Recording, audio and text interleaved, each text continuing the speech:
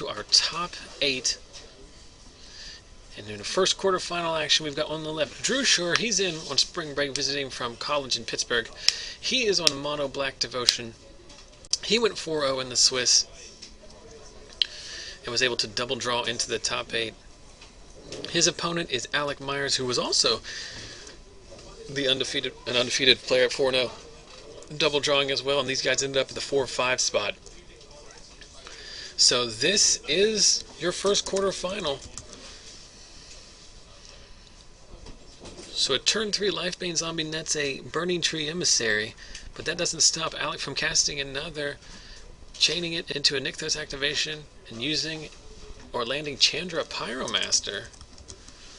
So Drew's going to need a Hero's Downfall here to take care of Chandra, but cannot find it. So we're going to ping with Chandra here, and Alec's going to be able to serve in yet again.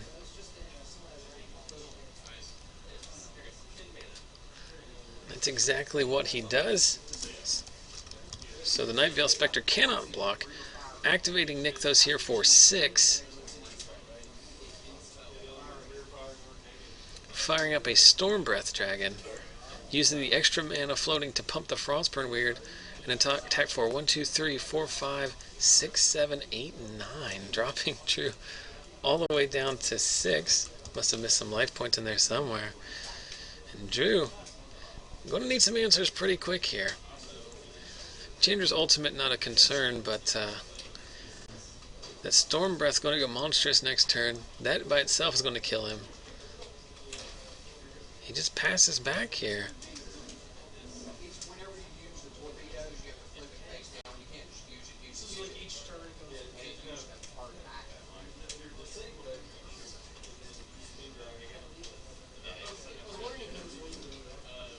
So another ping from Chandra. Activate for 8. There's a Perforos, 4 mana floating, and Fanatic of Xenagos should be plenty at this point.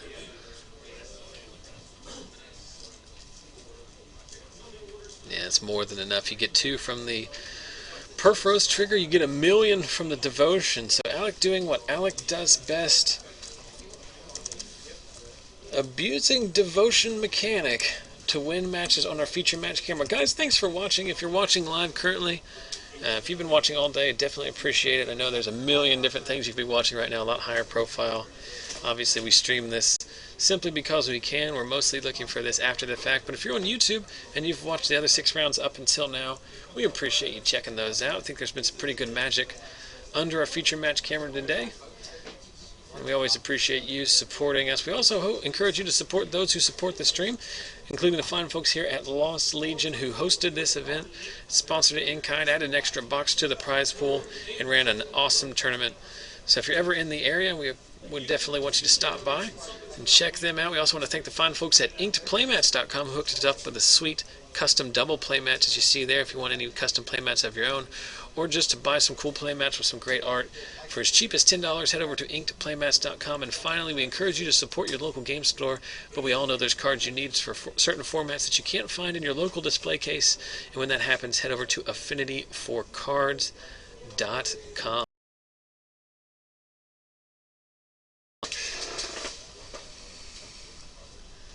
Question in chat about deck lists. I'll try to post them after the tournament. They're not online currently.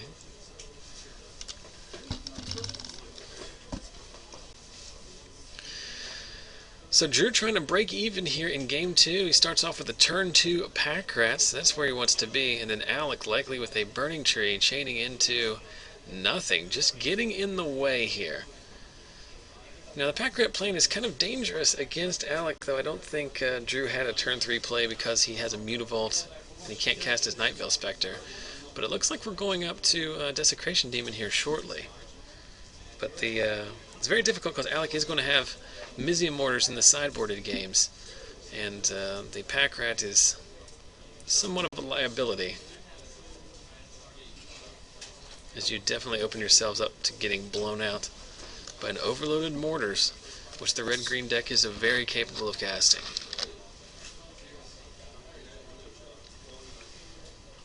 Interesting. Alec is burning an act of treason on the pack rat. Act of treason comes in usually to act of treason usually comes in to steal a desecration demon, but I guess Alec, short on business here, just decides to throw it out there. Serves in for 4 with his 2 pack rats, and then lands the demon we knew about.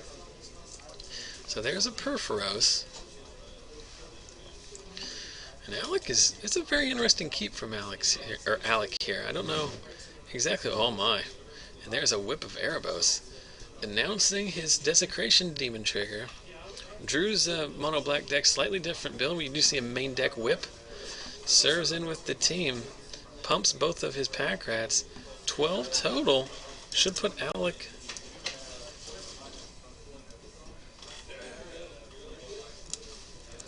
So Alec going to 8 and Drew going to 29.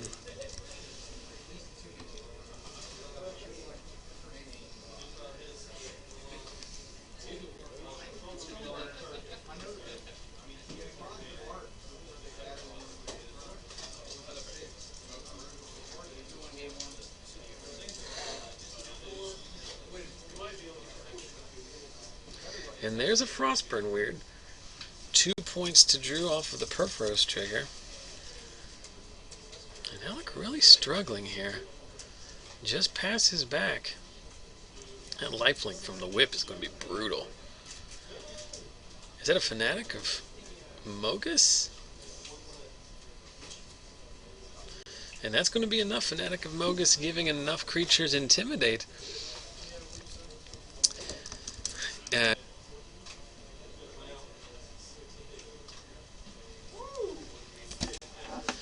Alright, so we're into the decider here. Alec with no turn 1 play because the deck doesn't have one. But turn 2 Nick, though, it's not necessarily a good sign for him. There's a Mortars on a pack rat, and he's stuck on 2 lands here. So he kept a 2-land Mortars hand and hoped that was going to be good enough.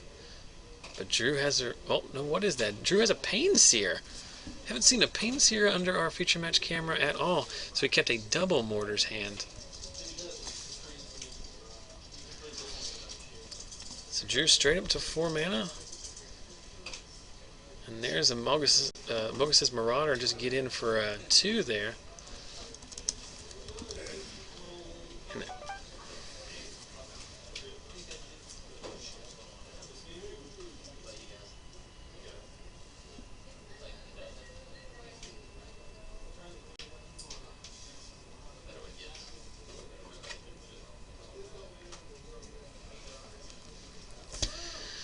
so Alec finds an Ash Cell, which is a pretty good blocker here.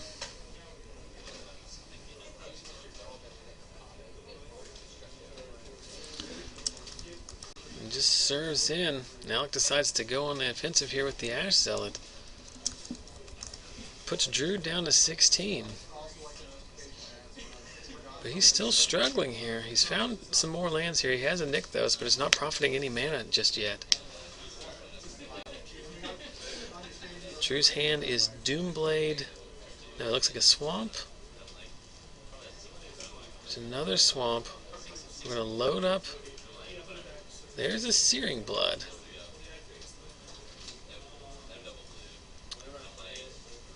Drew can Doomblade his own Mutavault if he wants to avoid the 3 damage. But he's just going to take the 3. Alec drops down to 10. And just passes back here.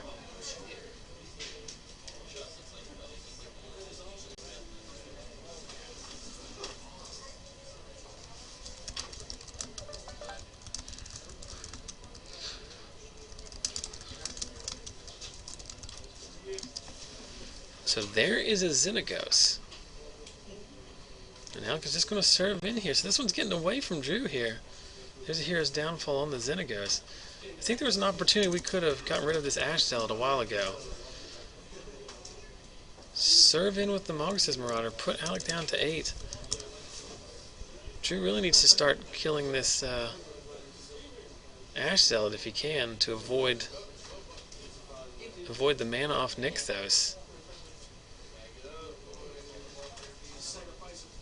But he does have 2 removal spells here, so he can effectively fog this turn if he wants to. There's a Frostburn Weird. So we're going to ultimate price that one. No Doomblade when he had the mana to do it.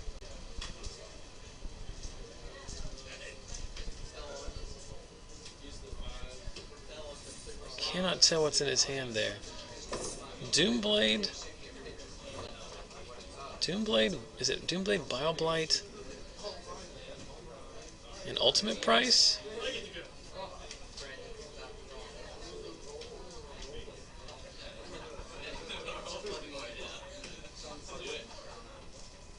You can just Doomblade the Frostburn Weird and get in for 2? Yeah. He's going to drop to 6 here, but he's effectively winning this race, and if he can find a whip, he'll be well ahead here.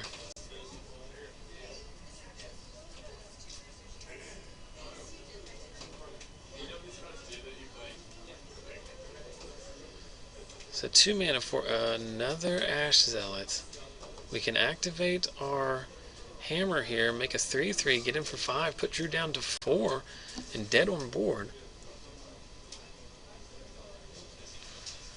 Are we we're making 4 mana with Nykthos here? Not sure exactly what's going on. This has been a really interesting game. A lot of interesting lines chosen by Drew. There's a Perforos.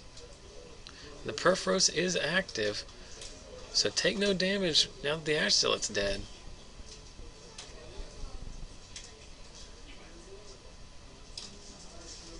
Painseer off the top. You go ahead and play it. You have to have something to block. Serve in for 2. There's no point not to. Let's see what Alec draws.